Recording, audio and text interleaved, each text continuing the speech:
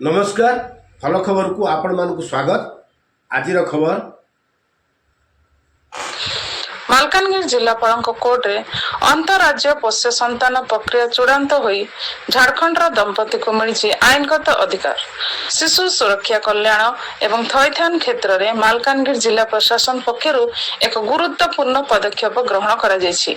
मालकानगिरी जिलापाल और जिला मजिस्ट्रेट अदालत रे एक अंतरराज्य पोष्य संतान ग्रहण प्रक्रिया आज विधिवत भाव चूड़ांत संपन्न होइछि।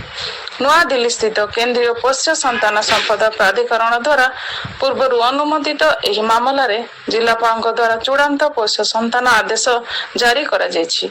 एहा सहित झारखंड आशायी दंपति को एही शिशुर संपूर्ण आईनगत अभिभावकत्व प्रदान करा जायछि।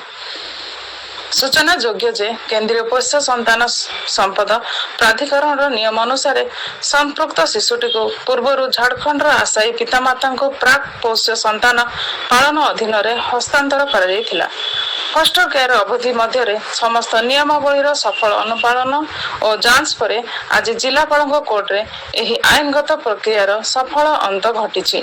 एही चूड़ांत आदेश बल शिशुटी वर्तमान तार नूतन परिवार एक वैध सदस्य भाव मान्यता पाई। एही अवसर रे जिलापाल प्रथमेश अरविंद राजश्री निकट खुशी व्यक्त करी कहिसंती जे प्रत्येक शिशु एक सुरक्षित परिवेश मध्य बढ़िबार एवं निजर भविष्यत गढ़िबार मौलिक अधिकार रही।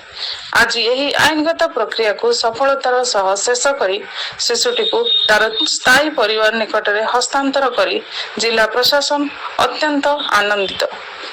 झारखंड आसीथिबा एही नूतन दंपति को जिलापाल शुभेच्छा जणाइछन्ति एवं शिशुटीर उज्जवल तथा सुखमय जीवन कामना करछन्ति।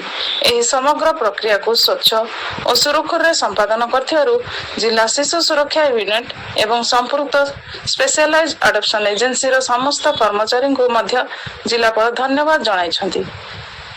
एही सफल आईनगत प्रक्रियार संयोजना संपर्क में सूचना दे जिला शिशु सुरक्षा अधिकारी नारायण दास कहते जे जिलापाल निर्देश क्रमे शिशुटीर आईनगत सुरक्षा एवं समस्त दिग को अति सतर्कतार सह अनुध्यान एही चूड़ांत आदेशनामा जारी हेबा परे केंद्रीय पोष्य संतान संपद प्राधिकरण डाटाबेस रे शिशुर स्थिति अपडेट करा जिवो।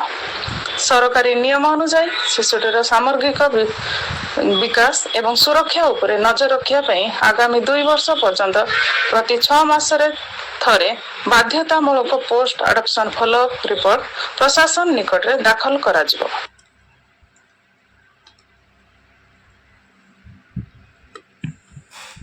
आमर भल खबर यूट्यूब चैनल देखि आपण माने सुचिंतित मतामत दियंतु। सब्सक्राइब शेयर करी लाइक कमेंट करंतु।